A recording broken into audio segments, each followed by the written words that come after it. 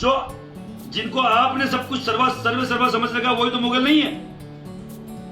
सब बातों को छोड़िए, मैं उसे हर एक क्षत्रिय बंधुओं से पूछना चाह रहा हूं, क्या मेरे एक छोटे भाई को देशद्रोही घोषित कर दिया जाता? मेरी बहन बेटी की इज्जत उछाल दी कोई, उन पे कोई बात नहीं, उन पे कोई इन्होंने कोई कार्रवाई नहीं करी।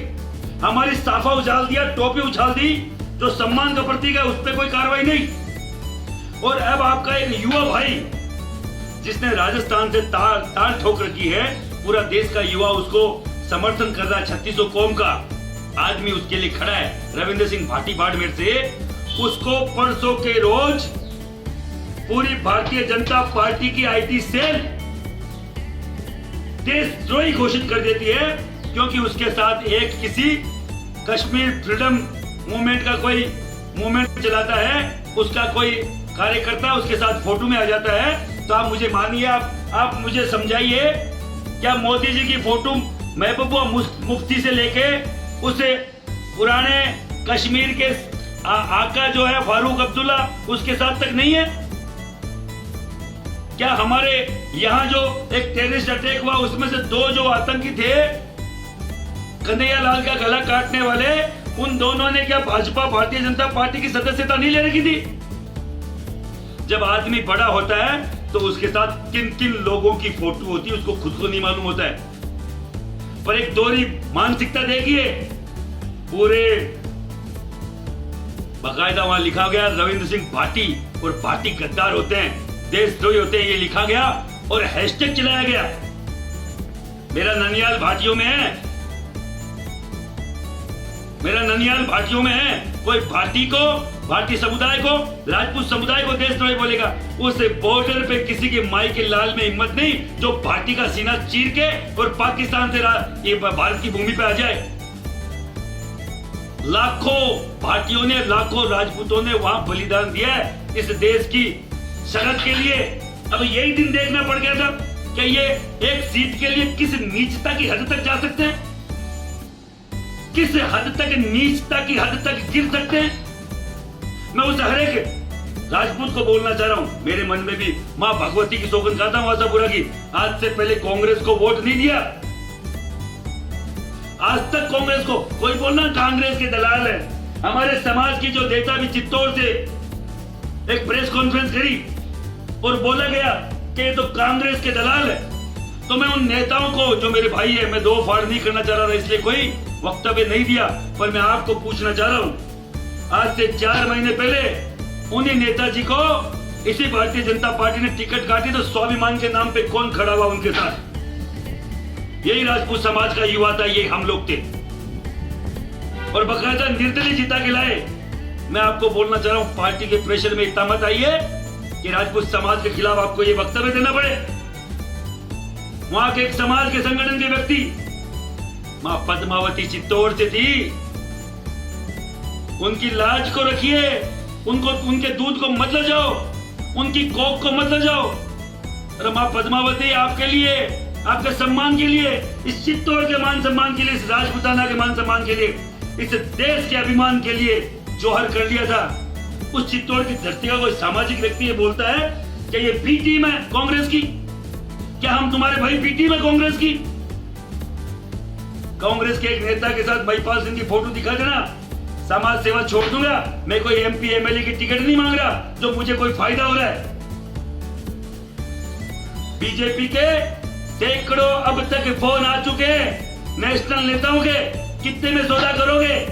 महिपाल सिंह बिकाऊ नहीं है, राजपूत का खून हूं। जो भी भाई मुझे देख रहे हैं और आपको लगता है इस मैसेज को पूरे देश में जाना चाहिए, फ्री का एक आता है शेयर, मेरा उठा के फेसबुक अकाउंट देखो, इतना गला घोट दिया इसे इन सरकार ने, इस केंद्र की सरकार ने, इस राज्य की सरकार ने, कि इस पे 5 लाइक आना भी मुश्किल हो गया।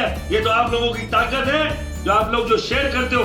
मैं एक चीज बोलना चाह रहा हूं, इसको शेयर करो, आगे फॉरवर्ड करो, तो मेरी आवाज पूरे देश में जा सके। 2 व्यक्तियों ने इनको आईना दिखा दिया पूरे देश में। ठाकुर पूरन सिंह जो यूपी की धरती से निकले, हरियाणा में घूमे, पश्चिमी यूपी में घूमे, 27 टिकट में से 1 टिकट दी गई है जनरल वीके सिंह जी जैसे मेरे समाज के बुजुर्ग जो जनरल रहे हुए इतनी बड़ी पोस्ट पे, सबसे ज्यादा वोटों से जीत के आए थे इस देश में, 8 लाख 8.5 लाख। उनकी टिकट काट दी गई। खुद मोदी जी 5 लाख वोटों से जीते थे। कैसे काट दी? मुझे जवाब दो, मुझे जवाब दो बृजभूषण सिंह पे, मुझे जवाब दो। मेरे उसे हर एक एमपी में 7 से 1 टिकट कर दी, क्यों कर दी? गुजरात में आप 20 साल से 1 टिकट नहीं दे रहे हो, क्यों नहीं दे रहे हो?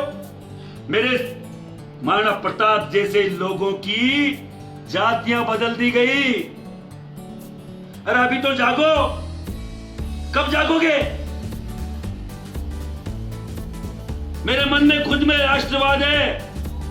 मैं खुद चाहता हूं कि बीजेपी की सरकार आए, पर ये मान लेना अपने फसल खराब हो जाती है, फसल खराबा हो जाता है, पकने के समय बरसात आ जाती है, बड़ा तूफान आ जाता है, फसल खराब होती है ना, कई बार खामियाजा भुगतना पड़ता है ना, घर में घाटा भुगतना पड़ता है।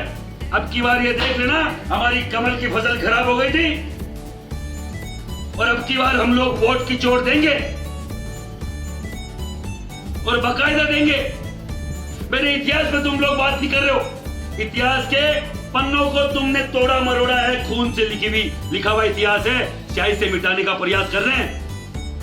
ईडब्ल्यू सरलीकरण में इन्होंने क्या किया मुझे बताओ, जिसमें जाट भी आएगा, बिश्नोई भी आएगा, भूमियार भी आएगा, पटेल भी आएगा, मराठा भी आएगा। क्या मैं सबकी बात नहीं कर रहा था?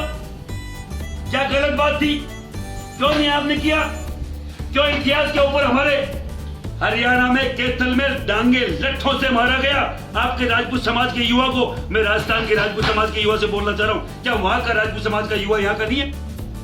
एक सज्जन बोलते हैं यहाँ के कि ये तो हमारा गुजरात का मामला है।